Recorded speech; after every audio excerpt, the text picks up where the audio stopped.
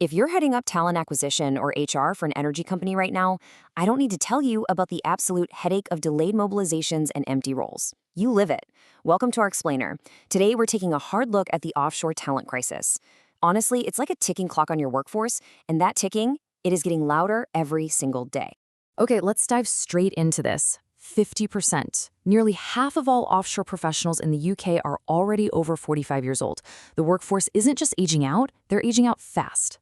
Rapidly following that up, let's wrap our heads around this massive number, 125,000. That is exactly how many workers need to be replaced or retrained by 2033. And that's not to grow the industry, that's literally just to keep the lights on and the industry running. The talent pipeline is dangerously thin right now. And, well, it actually gets a bit worse before it gets better. We're dealing with a severely leaking pipeline here. 43%, almost half, of current global energy workers are planning a fast exit. They fully intend to leave the industry entirely within the next 5 years. Just let that sink in. Which brings us to Section 1, why hiring is failing, or as I like to call it, the broken engine. Because external scarcity, the sheer lack of people, is really only half the problem. What the data actually shows us is that internal recruitment processes are actively choking the supply. We are facing this massive mismatch that's creating the chokehold. It's basically outdated expectations clashing with modern demands. The old days of relying on pure industry prestige and grueling long rotations, yeah, those don't work anymore.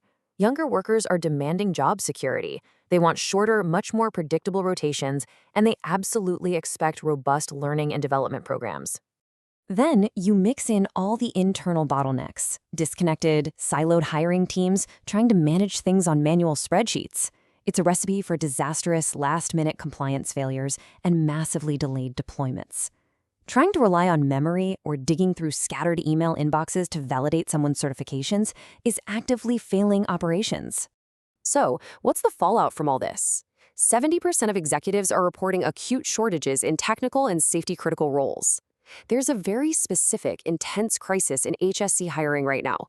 Strict certifications like BOSIET combined with complex cross-border regulations are creating these absolute mission-critical bottlenecks. All right, let's wipe the board clean. Section 2, the proactive blueprint. Let's talk about fixing the pipeline. It is time to introduce the modern, tech-enabled architecture you actually need to clean up this mess. This is going to require a strategic pivot. And we can break it down into 3 simple steps. 1. Building pre-vetted pools. 2. Continuous core hiring. And 3. Streamlined compliance. By teaming up with specialized marine recruitment partners, you can maintain warm, ready-to-go pools of certified talent. No more reactive, last-minute scrambling. The whole philosophy really boils down to this: bringing ready-to-deploy talent, not just CVs. Modern recruitment solutions have to focus on immediate, compliance-ready deployment. That is exactly how you significantly cut down your time to fill and mitigate those massive operational risks before they ever even happen. So I want to leave you with one final provocative question to think about. Will you adapt your strategy today, or are you going to lose top talent to competitors who already have? It's absolutely crucial to overhaul your hiring architecture and to do it immediately.